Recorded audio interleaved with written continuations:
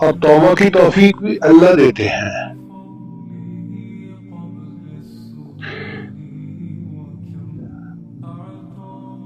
اور جب بندہ توبہ قبول کر لیتا ہے تو اس کو قبول بھی اللہ تعالیٰ فرماتے ہیں۔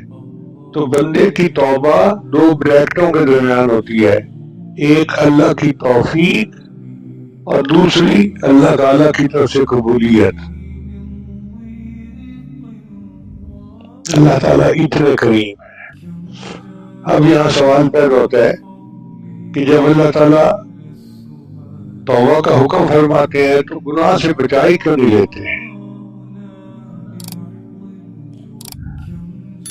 بھائی اللہ تعالیٰ چاہتے ہیں کہ میری صفت درگزر کا اظہار ہو۔